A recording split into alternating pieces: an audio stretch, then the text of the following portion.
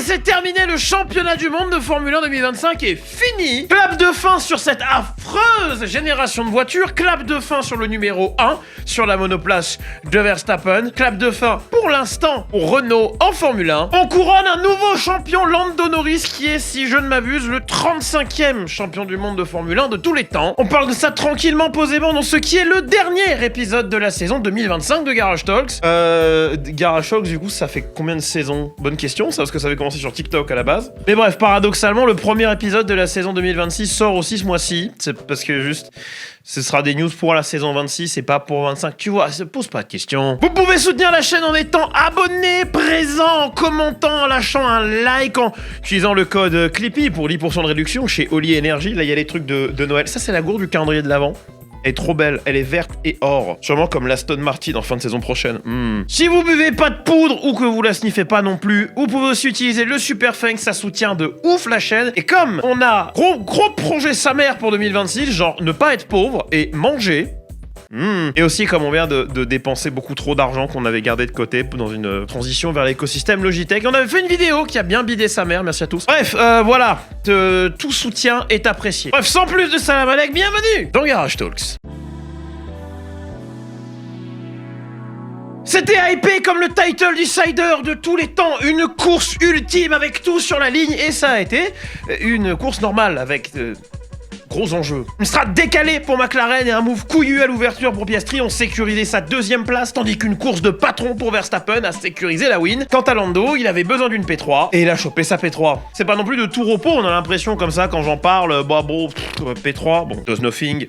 P3. Et justement, moi je m'attendais à Russell pour le Does Nothing P3, je m'y attendais de fou, mais on aura eu Leclerc. Et j'ai jamais autant été derrière une Ferrari, sauf peut-être en 2006. C'était aussi une course très fun dans le midfield, mais on n'a rien vu de tout ça parce que la direction télé, moi c'est mieux de montrer le top 3 qui branle rien, plutôt que Hülkenberg Gasly ou genre la remontada d'enculé d'Hamilton. Non, mais ça, on s'en fout. Rincé, lui, de toute façon. C'était pas une course dont je me souviendrai. C'était une saison, par contre, dont je me souviendrai longtemps. C'est ma 3e en tant que... connard sur internet et ma 17e en tant que viewer. Les gens nés en 2008 ont 17 ans.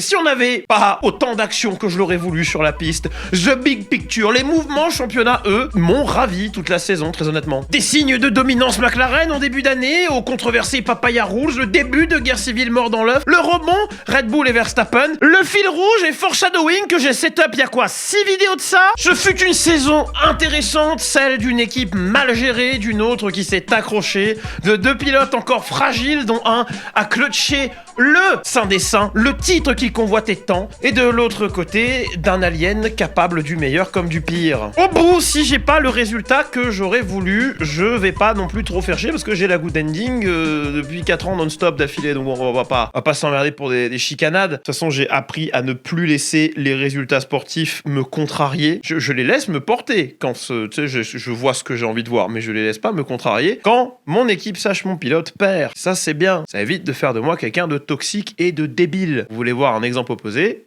Vous allez sur Twitter. Là, maintenant, tout de suite. Vous allez voir, c'est Sum City. Non, allez, on va en parler maintenant, parce qu'il y a déjà des gens qui sont persuadés que le titre de Lando n'est pas mérité, lol. Il y a 2 pas à faire sur Internet. Je parle même pas juste de Twitter, je parle de... Vous choisissez votre réseau social préféré. Même les commentaires des articles The Race, Motorsport, ce que vous voulez. Et vous allez voir des gens, dans la sacro-sainte culture de l'instant, qui vont vous lancer des arguments de pacotille pour vous prouver que c'est pas mérité PTDR.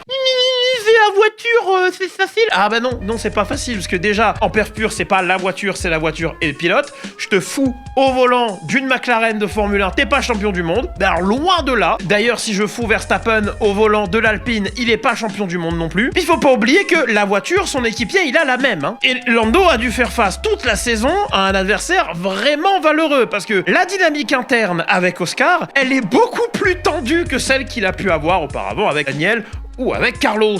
D'ailleurs, quand je dis c'est la voiture et le pilote, la somme des deux, ça c'est la perf pure, parce que si on parle d'une perf sur toute une saison, il faut englober alors tout le staff technique, les stratèges, les mécanos, les décisionnaires, même le board corporate. Et à ce niveau-là, quand on voit la malgestion, le sabordage industriel McLaren, on peut que être subjugué par le fait qu'ils aient quand même clutché le titre à la fin. Et pour en revenir aux adversaires, je vous rappelle qu'on juge la valeur d'un champion à la grandeur de son opposition. opposition et on avait Verstappen en face.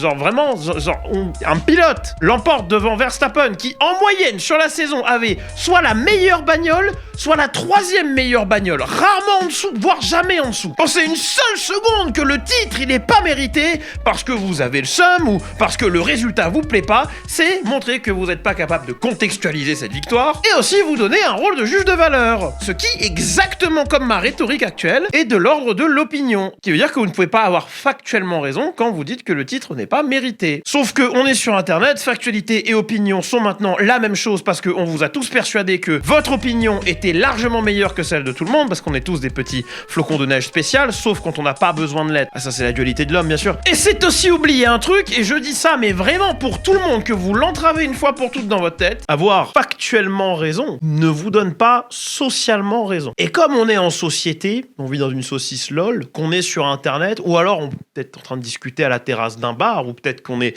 sur le Discord, même si vous avez factuellement raison, si vous insistez comme des fouilles merdes, un peu comme moi là maintenant, que vous avez factuellement raison, vous allez vous foutre à dos 2-3 personnes, et ça fait généralement de vous des gens détestables. Est-ce que je vais garder ça au montage? Est-ce que je vais faire mon donneur de leçons? Vous me le direz en commentaire. Oui, j'ai pas écouté, mais si Max, il... Choisissez votre flashpoint dans l'année. Quoi, s'il finit en Autriche? S'il a le bon setup au Brésil dès le début du week-end? S'il perd pas en Angleterre peut-être? Ou alors s'il a pas l'accès de colère en Espagne? Alors là oui, Max est champion du monde et ça fait beaucoup d'erreurs quand même sur une saison, non? Pour être méritant d'un titre.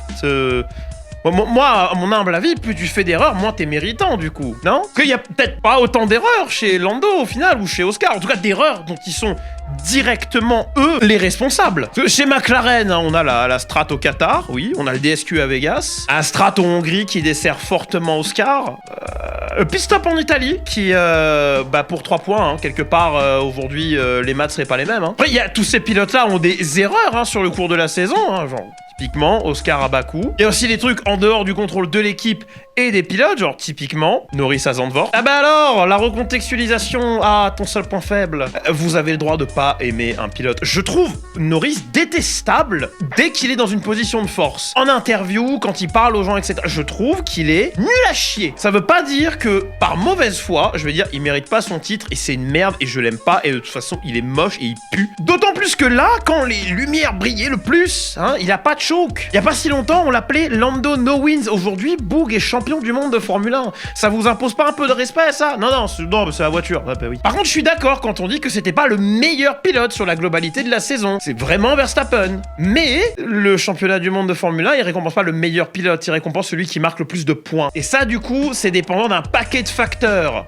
Et de livreurs chronopost. Cette blague est nulle à chier. Ah oui, mais il y avait la Pena avec le Move et Yuki et tout ça. Alors, les stewards ont dit non parce que s'il est dehors, ça découle directement de la défense de Yuki. Une défense qui a été jugée comme étant au-delà des limites. Villeneuve doit être content qu'il n'a pas le droit de zigzaguer. Avant que vous me lâchiez un pavé de baiser sa mère en n'ayant pas compris, malgré le t-shirt Red Bull Racing et tout ce que j'ai dit déjà là, que on est dans la même équipe et que j'aurais peut-être pas aimé voir la pénalité, mais j'aurais aimé que Verstappen soit champion du monde quand même cette saison. Donc avant que vous me lâchiez un pavé de baiser sa mère, bourré de donc ou de car, parce que vous pensez que c'est comme ça qu'on fait des textes stylés ou lisibles, je vais vous demander d'aller sur Google et de vous fader les sacro-saints PDF de la FIA, à savoir le règlement sportif et les sporting guidelines. Quand vous aurez tout lu et que vous aurez une appréciation et une analyse de ces deux textes-là suffisante pour me dire de manière empirique la pénalité est méritée ou elle l'est pas, à ce moment-là, vous pourrez venir faire votre pavé. Sinon, c'est pas la peine.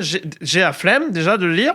Alors qu'il est pas là, le pavé. J'ai encore plus la flemme de vous répondre parce que vous allez me dire non mais le règlement est clair en prenant une règle qui a rien à voir. Et je vous demande ça pas parce que je veux vous prendre de haut en disant moi j'ai lu et moi je suis intelligent parce que j'ai pas lu. Lol, j'ai la flemme de lire un pavé, tu crois que je veux lire un règlement? En fait, je suis juste fatigué de voir des gens penser qu'ils ont raison parce que machin qui a plus d'abonnés l'a dit donc c'est vrai, ou parce que Villeneuve l'a dit sur Canal. C'est vraiment fatigant.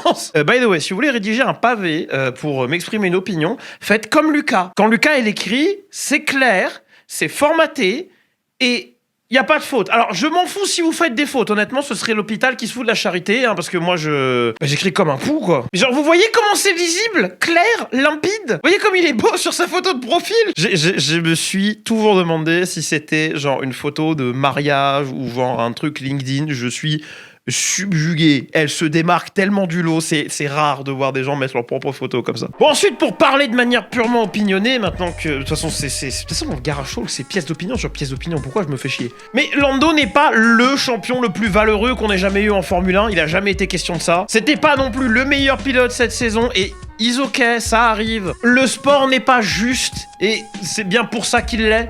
Philosophie.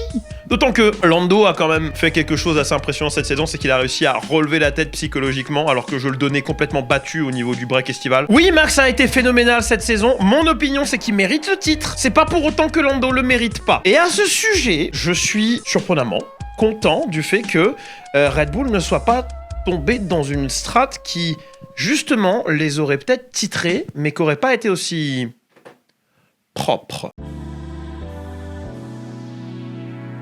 Tout le pré-show sur F1 TV, les présentateurs, consultants, tout le monde parlait du rôle qu'allait avoir Yuki dans le fight. Tout le monde parlait de la manière dont Max allait, de toute évidence, ralentir pour backer le field et permettre à d'autres pilotes de revenir et de se caler devant Lando. Bref, pensez Hamilton en 2016. Et au final, bon, bien que Yuki, il a donné, hein, mais il a eu zéro impact, belle bulle. Je l'aime bien, mais là, je peux pas l'excuser, là. Et malgré le fait que Max a eu une opportunité de backer le field et aurait pu en avoir une deuxième si Red Bull avait joué avec une strat 2 arrêts, parce que juste après l'arrêt de Piastri, en fait, Max avait une seconde et demie d'écart, donc si pas mauvais pit stop, il ressortait devant et il aurait pu, avec des pneus similaires en termes d'usure à Piastri, ralentir tout le monde, ce qu'aurait donné ensuite à Charles une opportunité de passer. Bref, il a eu l'opportunité de backer et il a rien fait. Et ça fait soudainement écho avec ce qu'il disait en conférence de presse en amont. Le trophée sous les yeux, hein, Boug lâché, en pur flex, bon j'en ai 4 à la maison quoi. Si moi sur le coup je me dis c'est du mind game, c'est parce que Jean-Louis veut paraître comme, ou alors qu'il est vraiment ultra détendu et qu'il s'en beurre l'arrêt, ben force est de constater qu'il mentait peut-être pas. L'intérêt de Verstappen pour le sport il est encore là, c'est clair, mais je pense qu'il est vraiment en train de préparer l'après Formule 1 activement et que son contrat s'arrête en 2028. Je serais extrêmement surpris qu'il rempile pour 5 ou 6 saisons de plus, même pour 2 saisons de plus je serais surpris. Quand il dit qu'il a déjà accompli ce qu'il voulait et que le reste c'est bonus, je le crois maintenant. Quand il dit nonchalamment en début de week-end qu'il a rien fait de particulier à part setup pour son équipe de GT3 et travailler avec son équipe de Simu, ben je le crois. On sait tous que son avenir en Formule 1 est dépendant de comment Red Bull gère la transition 26 et de comment les voitures de 2026 sont un shit show ou pas. Mais quand je le vois comme ça là, et quand je l'entends dire ce qu'il dit à la radio à Abu Dhabi après le passage sur la ligne, avec Gianpiero qui s'effondre sur sur le pit wall et Max qui est putain aussi profond que Seb finalement, hein. We need to remember these days. Je me dis que Max, bah il est déjà en train de préparer l'après Formule 1 et que il a pas ou ne se sent plus le besoin de jouer aussi salement. Bonsoir, Clippy du montage avec sa douce voix nocturne pour ne pas réveiller madame. Pendant le montage de cette vidéo, il a été révélé que le rôle de GP, Gianpiero Lambiase, l'ingénieur de course de Max Verstappen, pourrait changer. C'est à sa demande pour des raisons personnelles, sûrement les mêmes raisons personnelles qui lui ont fait manquer quelques grands prix cette saison. Ça explique en partie bien sûr seulement ses émotions en fin de course, parce qu'il y a des incertitudes autour de son rôle pour la saison prochaine, et ça amène du grain à moudre à la théorie comme quoi Verstappen pourrait ne pas rester longtemps, parce que j'ai souvenir d'une interview dans laquelle il disait que s'il perdait son ingénieur de course, il voudrait pas rester guère plus longtemps. Après, est-ce que c'est l'effet Mekies? Est-ce que sous Horner, le fight aurait été plus ardu et que Christian aurait pu peut-être, éventuellement, souffler à Max le fait de... Non mais fais-le frérot quand même, on a besoin du titre aussi, c'est de l'argent pour toi, oh, c'est des points FIFA. Je sais pas. Tout ce que je sais, c'est que on a tout donné chez Red Bull cette année, que le rebond était fou et que j'arrive pas à croire ce que je veux dire, mais j'ai l'impression que Mekies fait déjà partie des meubles. Genre j'ai un mal fou à imaginer ce corner aurait fait de mieux. Peut-être que c'est le move hein, maintenant de mettre genre du staff technique en team principal, à voir ce que fait Newey chez Aston. Non, le contre-exemple Binotto marche pas. Tout ce qui se touche ou rapporte à Ferrari défie toute logique et modèle d'anticipation. Ferrari, c'est la passion. Donc me parlez pas de logique et autres conneries. S'ils gagnent de nouveau, si un titre finit par tomber sur leurs genoux, ce sera par la force du Saint-Esprit. Bon, on verra bien comment 2026 se décante, hein, ça va être... Non mais encore une fois, hein, la génération actuelle de voitures, elle pue, que ce soit en Formula 1 inséré l'année ici ou sur la piste, c'est des paquebots, c'est de la...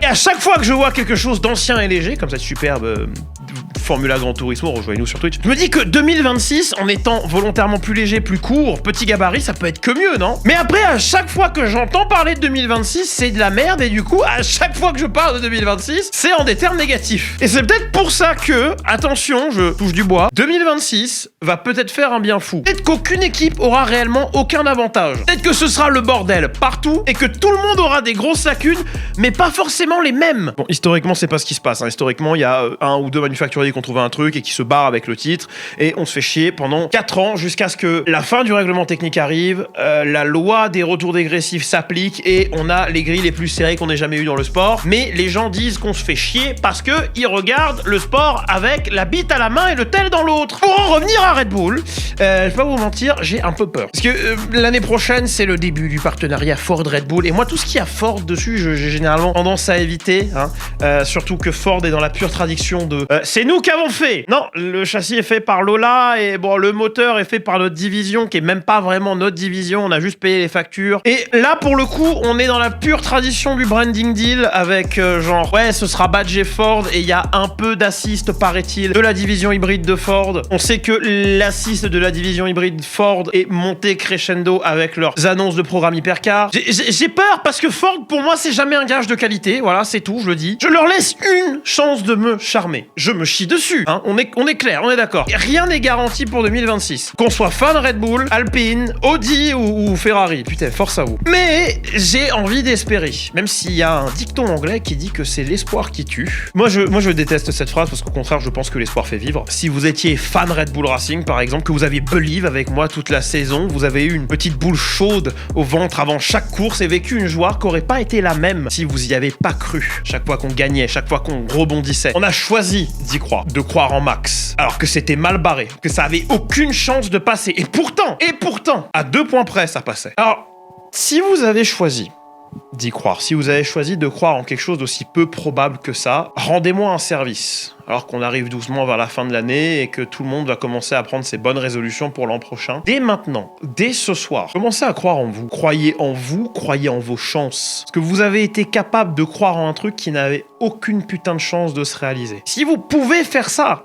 si chacun d'entre vous qui ont cru en Max sur ces 8 dernières courses peuvent juste croire en vous-même, pouvez juste putain vous donner ce bénéfice-là, je vous garantis pas que vous allez tout réussir dans votre vie, je vous garantis pas que vous allez tout gagner. Mais je vous garantis qu'en ayant foi en vous, vous serez d'une part beaucoup plus apaisé, mais vous irez très certainement beaucoup plus loin que tous ces pessimistes qui préfèrent s'imaginer qu'ils auront jamais la good ending, que ça protège, parce que tout n'est que bonne surprise après, n'est-ce pas? Et du coup, si vous aviez vu Ted Lasso, vous vous doutiez que c'était la fin que j'anticipais. Même si c'est pas celle que je voulais. Un peu comme quand j'ai regardé la série, quoi, finalement. Du reste, le somme qu'on bouffe aujourd'hui, le même qu'on a bouffé hier soir, oui, je parie encore sur une sortie de vidéo un lundi, attention, c'est compliqué. Bah, ce somme-là, mangeons-le avec grâce, avec appréciation. Ayons la défaite honorable. Parce que ce qu'on ressent ce soir, c'est la première fois qu'on le ressent depuis 4 ans. Là où les autres, ils le ressentent à chaque fin de saison. Donc on peut que être reconnaissant pour ça. Félicitations encore une fois à Lando Norris, félicitations à Max Verstappen, Oscar Piastri et tous les autres de nous avoir donné un championnat du monde dont je me souviendrai, moi, personnellement. Merci à vous pour votre fidélité tout du long de cette année. Merci aux nouveaux qui sont peut-être arrivés qu'aujourd'hui. Merci à ceux qui ont utilisé les codes Oli Energy et qui me permettent d'aborder 2026 avec sérénité puisqu'on est re-signé pour toute l'année avec eux. Merci à ceux qui sont présents sur Twitch quand on stream. Merci à ceux qui animent le Discord de leurs discussions. Merci à vous tous d'avoir été là. C'était Clipidaclip qui, pour la dernière fois cette saison, vous souhaite une très bonne soirée. Vous invite à le suivre partout, sauf dans la rue. Par contre, vous pouvez quand même venir taper un selfie, quoi. Bref, c'était Clipidaclip. Bisous.